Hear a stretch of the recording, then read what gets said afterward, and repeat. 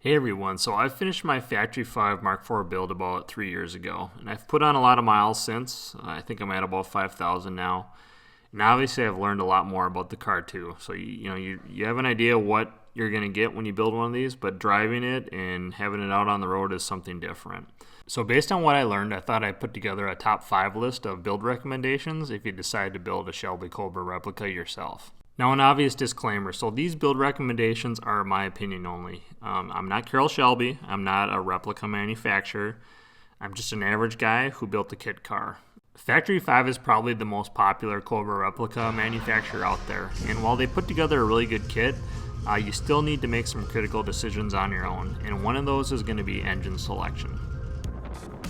When you select an engine for your Cobra replica, there's really two things that I think are most important, and the first of which is actually pretty simple, and that's that it's a V8 engine. Okay, so right off the bat, I'm going to say something controversial, well, at least to some people, and that's that any V8 in this car is adequate. It only weighs 2,200 pounds, and you don't need a 427 side oiler to make it go, go, go. It's going to haul ass no matter what you put in it. If you're trying to build a Super Snake clone, well, sure, put the 427 in there. But the point I'm trying to make here is that the power to weight ratio with this car is incredible, so any V8's going to work just fine. The second recommendation I have with the engine is making sure you go with fuel injection. So when I built this car, I put a carburetor on the engine. And the reason I did that is I wanted the character that you get with a Lopi idle American V8. However, I just installed an Edelbrock ProFlow 4 setup on a small block Chevy I have, and it sounds excellent. And then you get all the benefits of fuel injection. So, like a modern LS engine or a Coyote, they just don't sound the same. They're great motors, but and if you're not concerned about the sound, go with one of them. However, if you want to kind of keep the character and then get the convenience of fuel injection, definitely look at the Holly Sniper or the Edelbrock ProFlow 4 setups. Okay, so my next recommendation is related to the finish of the car or the look of the car, and it's real simple. Don't bling this thing out. Don't add too much chrome. Don't add pinstripes. Everyone has their personal taste, but what makes this car so unique and special and catches people's eyes, it's the shape of the AC body that was designed back in the 50s and the 60s. So, and when you start adding, all that trim and things, I think it really takes away the curves and the look that the car originally had. Now, beauty is in the eye of the beholder, so if you want spree wheels, you want wind wings, you want a 12-inch LCD screen on your dash for some reason, go for it.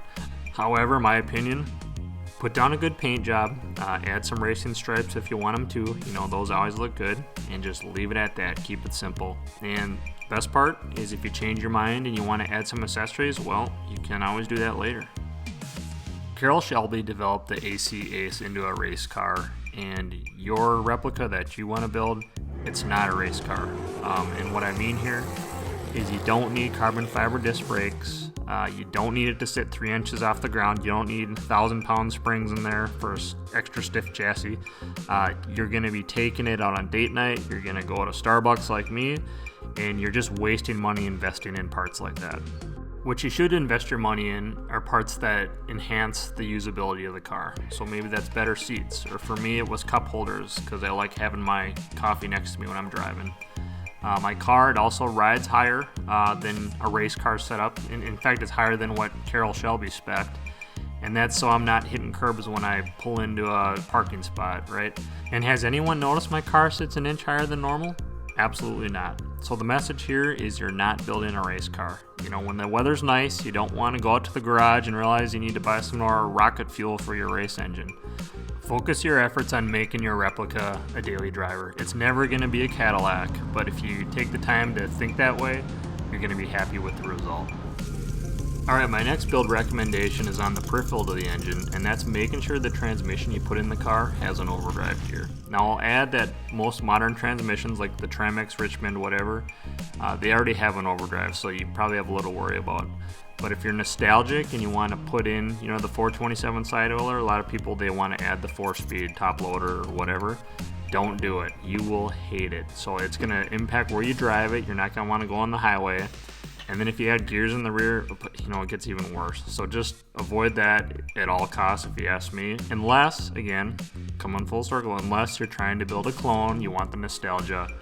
Otherwise, don't go anywhere near a 4-speed transmission in this car. Related to making your replica a daily driver is my next recommendation, and that's to make the car also as serviceable as possible. So let me explain. So my kit, I purchased my kit from Factory 5, and in that kit you get a bazillion rivets and panels to attach to the chassis. And while those panels definitely should be riveted to the chassis, there's a lot of other parts you don't need to rivet in place. So like the transmission tunnel cover, or a coolant overflow tank, and in place of those I use screws. So why did I do that? Well, a U-joint breaks. Instead of drilling out rivets, I just simply grab my Phillips screwdriver, and I've saved myself a lot of time and effort. Similarly, you know, another example, thinking of the oil cooler. So my kit came with an oil cooler. Why on earth would you put that thing on the car if it's not a race car? You don't need it, and if one of those hoses breaks, you lose oil pressure, and then your motor goes double homicide and sends it right out the side of the block, and that can really ruin a Sunday afternoon. But if you're putting in a 427 side oiler and you gotta have the oil cooler, you know, put in the oil cooler. I'm not against oil coolers. Take time to think about how to make your replica as serviceable as possible, and you'll be happy you did. Alright, so on to my final recommendation, and actually this is my 6th recommendation, so this is a bonus one. And this is actually the most important one, if you ask me. And that's to not be afraid to think outside the box when you build a replica car. I said in some other videos that this kit is not a Lego kit where you have a set of instructions and you follow them hook, line, and sinker and bam, you get a Cobra. That's not how these things work. There's 20 different ways to attack every problem. So as you build a replica, you really want to take the time to think through each build decision before you make it. I also highly recommend that you get online and check out your replica manufacturer's forums. So for me, that was the Factory 5 forums, and they were a great resource to me. Alright, so that's all the recommendations I have for today, and hopefully I haven't dissuaded you from considering building a replica.